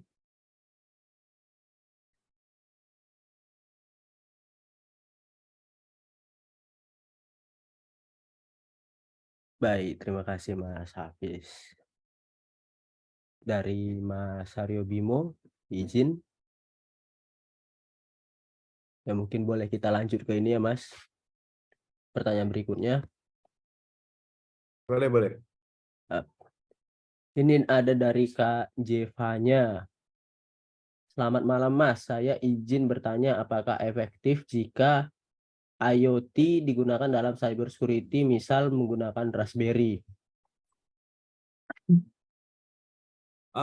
Ini menarik juga nih. Ini ada pernah saya melihat penelitian untuk membuat sebuah IDS ya, Intrusion Detection System. Ini hanya untuk mendetek aja menggunakan Raspberry. Tapi ketika kita berbicara mengenai satu instans atau organisasi yang besar, kurang efektif Kak Zevanya. Kenapa? IoT itu kan kemampuan komputasinya kecil. Dan ketika kita bilang organisasi, pasti itu yang masuk itu kan besar. Yang data dan traffic yang masuk itu besar. Anomali-anomali yang harus kita handle besar. Kalau misalnya biasanya ya yang umum saya temui adalah IoT, misalnya Raspberry itu adalah untuk untuk IDS. Kalau untuk kegiatan seperti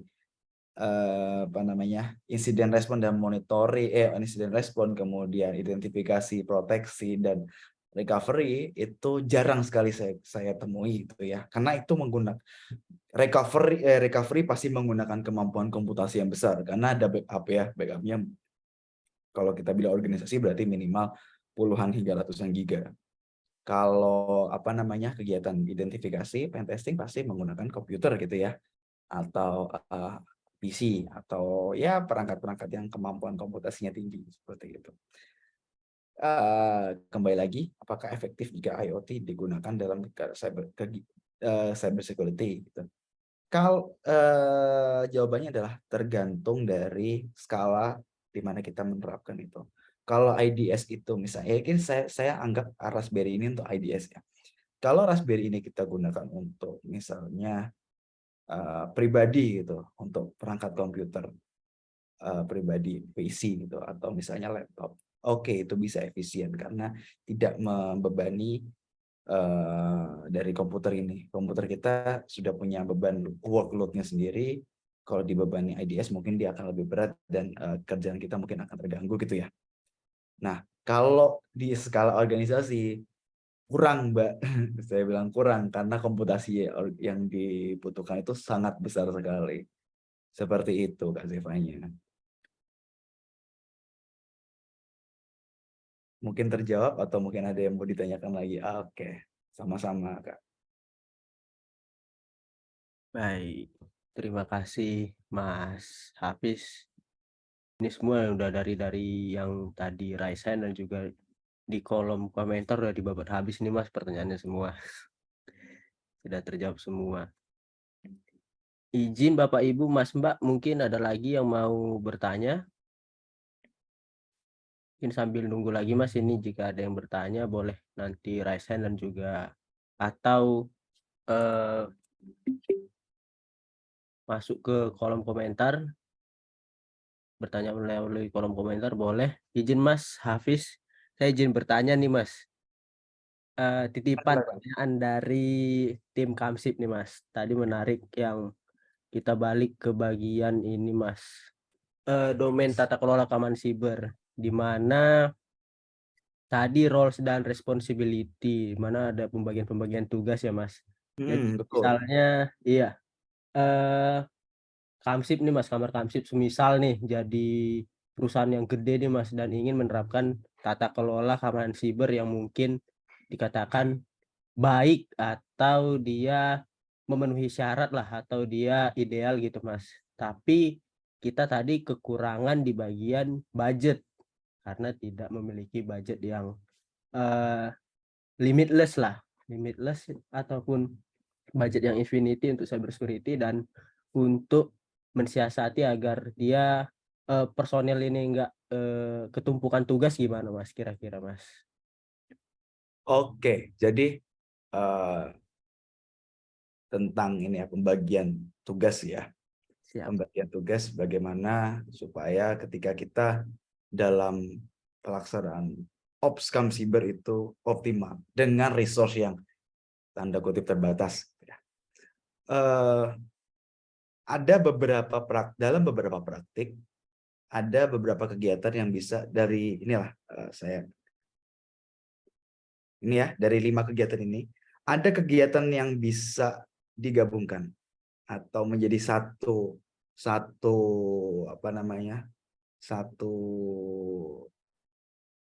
cluster gitu katakan, satu rangkaian, satu bundle gitu. Walaupun mereka semua lima-limanya satu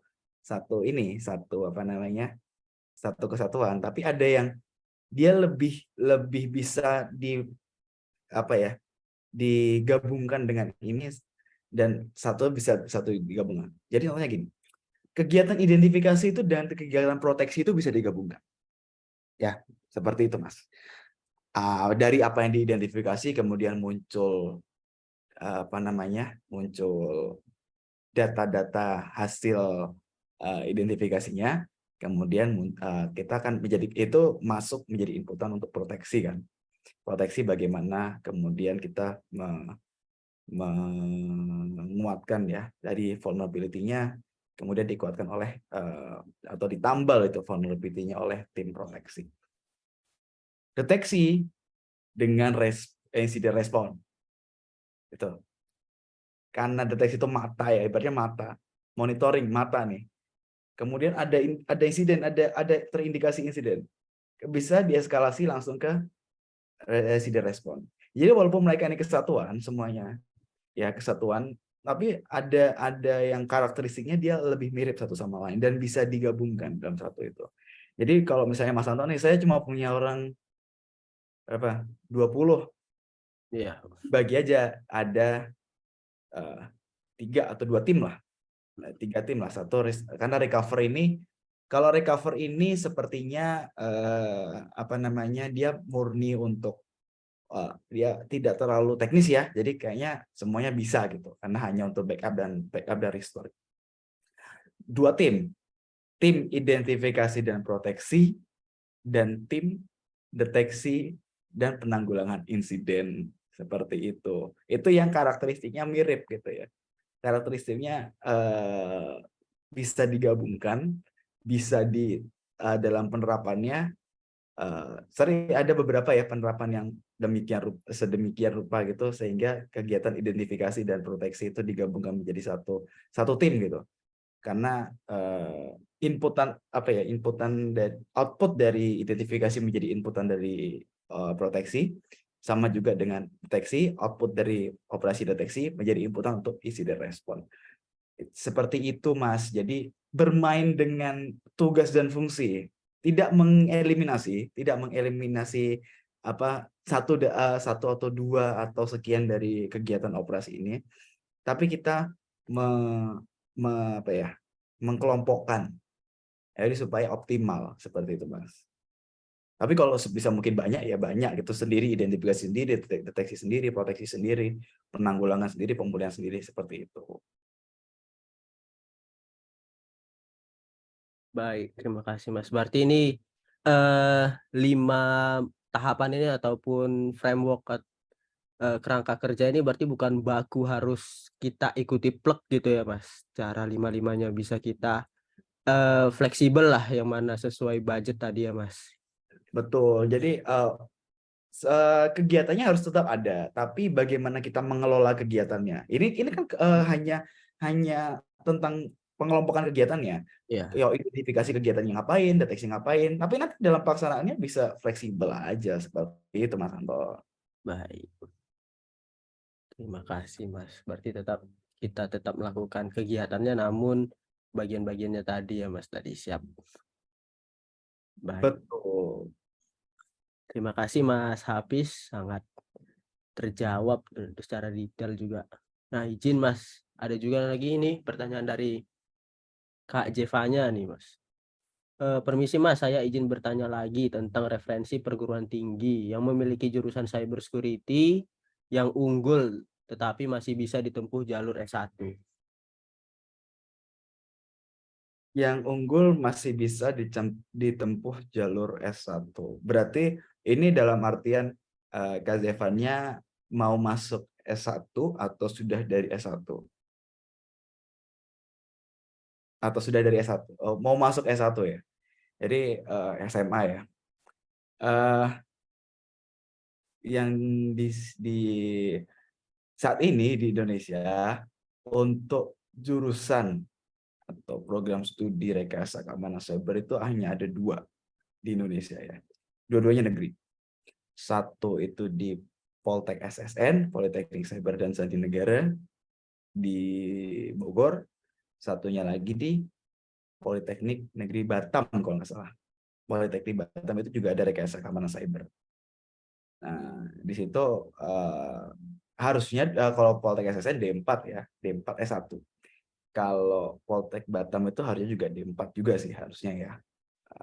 Kalau itu kalau kakak mau menempuh jalur yang spesifik untuk keamanan cyber. Tapi kalau misalnya saya mau reguler aja kan, bisa sebenarnya masuk ke ilmu komputer ya atau teknik informasi sebenarnya. Teknik informasi itu kan sebenarnya rekayasa perangkat lunak. Pasti kan dari situ rekayasa perangkat lunak itu teknik informatika itu kan kebanyakan perangkat lunak ya, rekayasa perangkat lunak. Di situ juga bisa apa namanya? Kita menerapkan prinsip-prinsip keamanan cyber walaupun nanti jalurnya memang harus agak membentang sedikit gitu.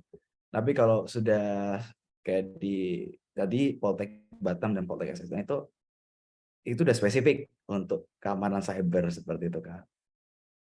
Semoga bisa terjawab ya.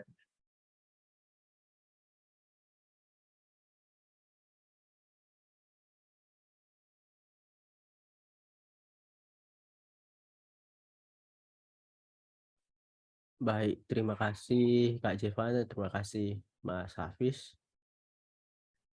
Ya mungkin dari Bapak Ibu, Mas Mbak sekalian lagi ada yang ingin bertanya?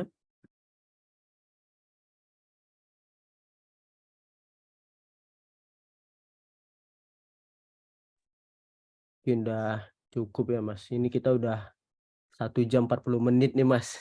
Paparan dan tanya jawabnya Mas luar biasa, memang antusias dari teman-teman Kamsip nih. Terima kasih juga ya kepada teman-teman sekalian sudah antusias sekali gitu ya. Padahal saya juga tidak terlalu ekspektasi kayak ini adalah mata atau bukan mata kuliah ya, apa seperti paparannya agak advance. Tapi saya berusaha untuk mengemasnya sesimpel mungkin, memberikan banyak analogi. Jadi semoga teman-teman semua tergambar apa sih tata kelola keamanan cyber itu. Ini skalanya baru organisasi ya. Kalau skalanya tata kelola keamanan cyber di negara beda lagi karena itu nanti sudah berhubungan dengan konsep IPOLEK, Sosbud Hankam, ideologi, politik, ekonomi, sosial budaya, pertahanan dan keamanan. Itu nanti akan ada apa? Narasi dan kontra narasi, kemudian operasi intelijen siber dan sebagainya, itu akan lebih kompleks lagi. Tapi di sini kita bergerak dari yang paling dekat dulu lah, tata kelola keamanan cyber, sehingga tujuannya agar teman-teman mengetahui, oh keamanan cyber ini tidak hanya pentesting, tidak hanya hacker aja gitu, tapi satu proses yang besar seperti itu. Begitu Mas Anton. Baik, terima kasih Mas. Benar Mas, bukan hanya pentest, bukan hanya SOC atau bukan hanya juga tadi hard coding seperti itu ya Mas, tapi lebih luas lagi memang cyber security itu Mas.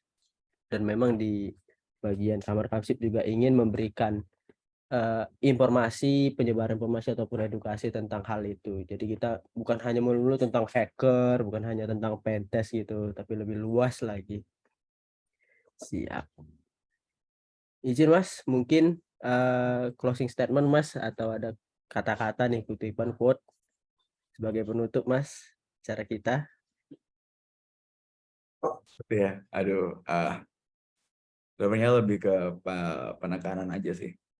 ketika kita melihat sesuatu itu secara utuh ya, kita bisa memahami bahwa apa yang kita keluarkan atau yang kita hasilkan itu menjadi hasil orang lain yang kemudian dia akan membentuk satu cycle untuk kembali lagi ke kita. Itu kan seperti sebenarnya ilmu hidup ya, apa yang kamu tanam itu yang kamu tuai gitu ya. Itu juga diterapkan di keamanan cyber seperti itu.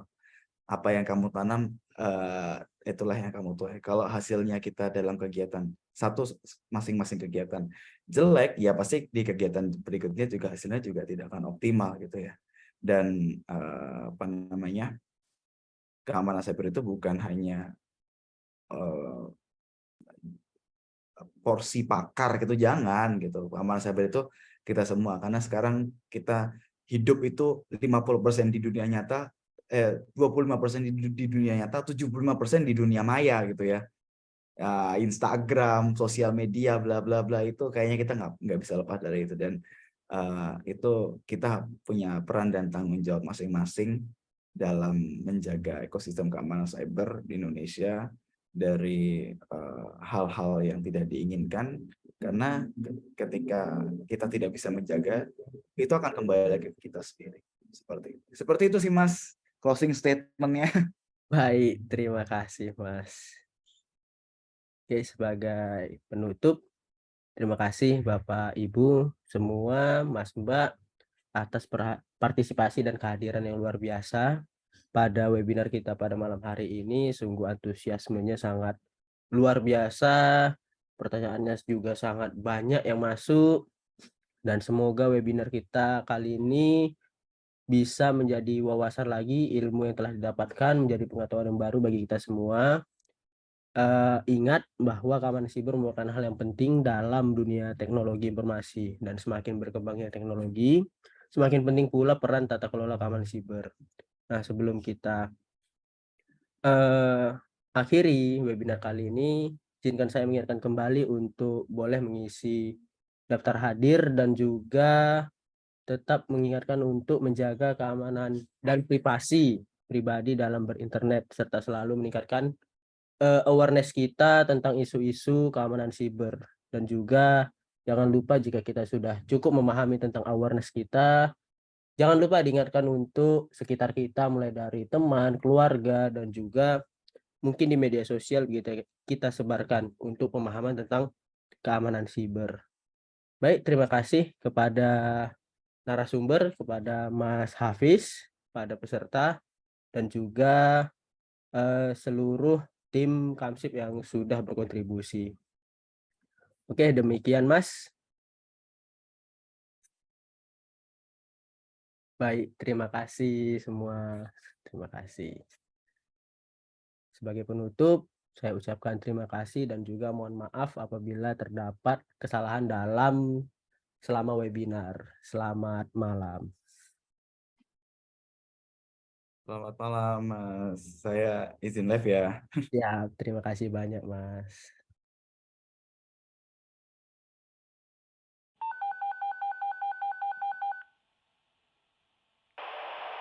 912 ambulance, 75-year-old male, back pain. It's 211 Silver Hollow Road.